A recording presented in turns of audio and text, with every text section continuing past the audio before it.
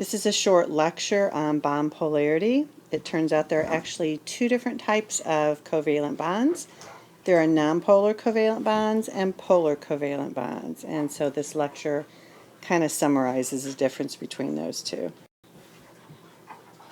It turns out that most chemical bonds cannot be classified as either nonpolar covalent or ionic. Most of them lie on a continuum with little bits of polarity between pure covalent and pure ionic, and these are called polar covalent. And what polar covalent is, it is still a covalent bond. Bonding electrons are still shared, but the sharing is unequal. One of the two atoms involved in the bond is kind of you can think of as hogging the electrons in the chemical bond. So the two types of covalent bonds, there are some purely nonpolar covalent bonds where the sharing occurs completely equally, but most of the covalent bonds are actually polar covalent bonds, and they're still sharing electrons. It's not quite ionic, but my dogs are really going nuts in the background. Sorry about that. The atom that pulls on or attracts the bonding electrons more than the other develops what we call a partial negative charge, which has this kind of funny looking symbol. It looks like you're starting to draw a figure 8 but don't finish it. So that means partial. And of course the atom that doesn't attract the electrons as strongly ends up with a partial positive charge. So what determines whether or not a bond is going to be nonpolar covalent, polar covalent, or ionic? Turns out that it is the difference in the electronegativity between the two atoms that determines the polarity of the bond. So we use a symbol of change in electronegativity. Okay, that's what determines, and that's often a multiple choice question. So if you remember your electronegativity trend, it goes in this direction. So the least electronegative atom, I think that's francium. The most electronegative atom is fluorine, which has an electronegativity of 4. The noble gases are not given an electronegativity value. Think of them as having 0 electronegativity. They have no attraction for extra electrons because they have full outer shells. Alright, so this is just kind of a quick reminder of electronegativity if you're fuzzy on it at all from the last unit.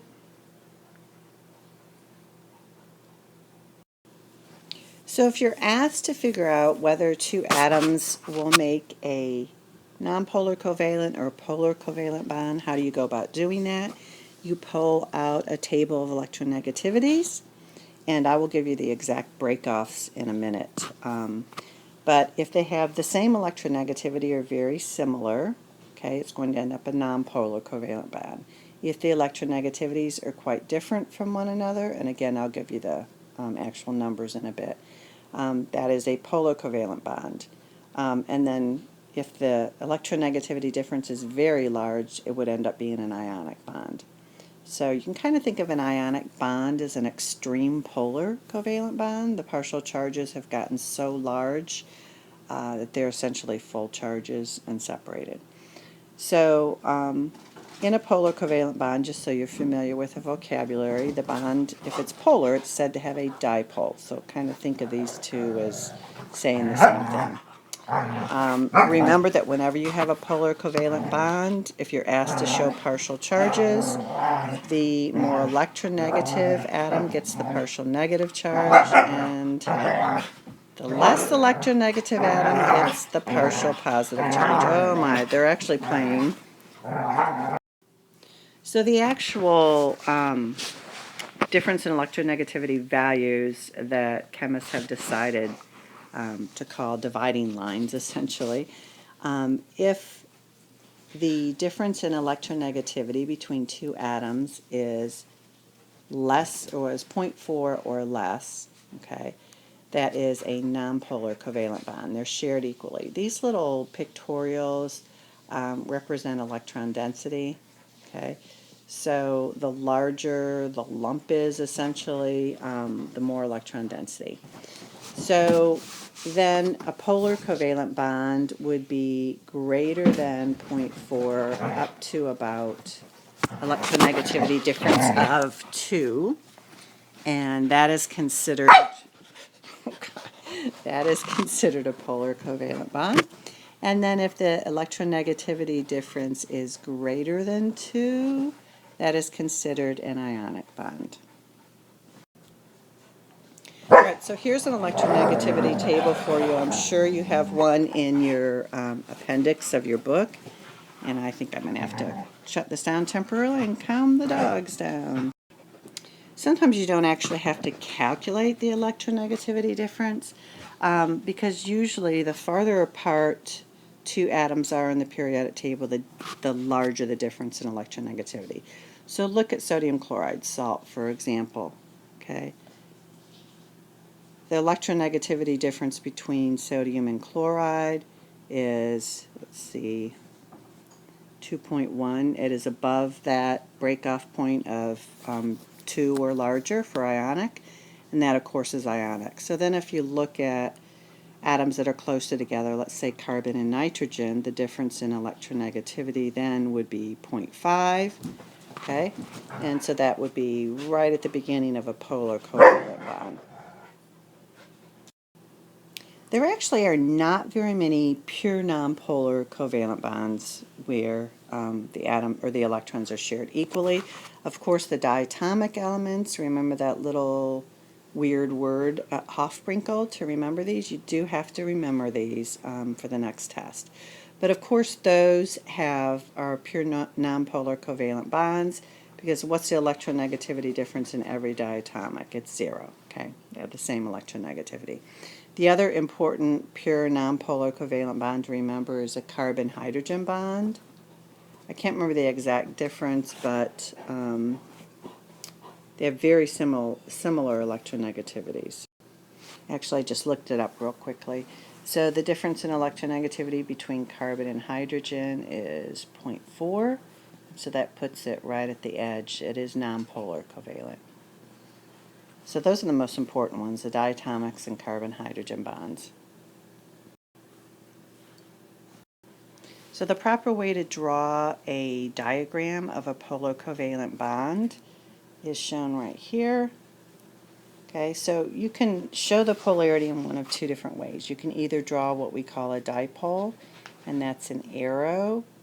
So the point of the arrow must be under the more electronegative atom, and we put kind of a little cross at the other end of the arrow, and that should help you remember that that is right under the atom that has a partial positive charge. So this is just another pictorial to help you visualize and hopefully remember the electronegativity trend. Here's some examples. Go ahead and try these out. Get comfortable with doing them. Determine what type of bond they have. It is worth mentioning at this point that, let's look at carbon tetrachloride. Ignore the subscripts. They don't have anything to do with the difference in electronegativity. So if you're trying to determine whether the bonds between carbon and chlorine are polar, just get the electronegativity value for one carbon and one chlorine. So don't multiply anything by 4. So chlorine has an electronegativity of 3.0, carbon has an electronegativity of 2.5. Doesn't matter what order these are in because difference in electronegativity are just absolute values. So this bond, the carbon-chlorine bond, is just barely polar covalent.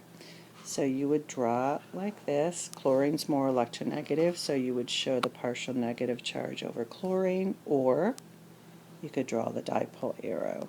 Either one of those would be correct. All right, this is just to familiarize you with the vocabulary. If you see something called a dipole moment, that shows you the degree of polarity. That capital D stands for a unit called the debye. So the bottom line is the larger that value is, the more polar it is. So, of course, lithium fluoride, which we think of as an ionic compound, has a higher dipole moment than any of these others. And, of course, chlorine, which is a diatomic molecule, as we would expect, has a dipole moment of 0. It's not polar at all. So the last thing I want to mention is, why do we care about bond polarity? You'll get into this more in 1212, but you should understand at this point what the expression like dissolves like mean, and what that tells us is that polar substances, like other polar substances, are attracted to each other. So let's say you're trying to dissolve something, a solid, let's say in a solvent. If the solute is polar, you will want to pick a polar solvent if you want it to dissolve. And likewise, nonpolar substances dissolve in nonpolar solvents.